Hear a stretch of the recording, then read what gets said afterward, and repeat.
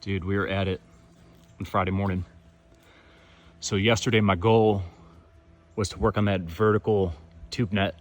They'll start from the ground and you can climb up it and get onto this main loft and then exit the little portal and just kind of walk around, right?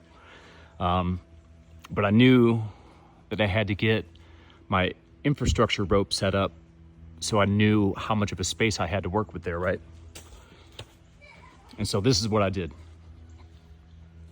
So I started this off with a constrictor hitch and I finished it with a stopper knot, and I just kind of weaved back and forth in these triangles. And what I thought was best, and this is just me, that I ended it with a clove hitch on each one and did it as close to the tree as possible. That just kind of made sense to me. And so, you know, as I was pulling this back so I could pull the net together, you know, just obviously to make this as tight as possible so I don't have a lot of play in it when I'm weaving it. As I was doing that, this little eyelet over here bent. And so this little guy, man, I mean, that's going in 6 inches. That thing's a 1/2 inch welded eyelet.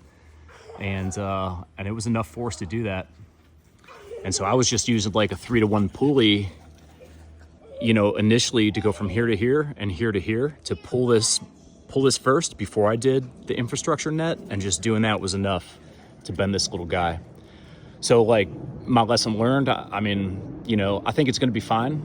I think what I'll do is I'll probably put some blocking through this crotch in this tree, and then I'll tie it to this line and just have that extra protection of something, you know, in case that thing gives way, it's gonna hold on to this rope right here.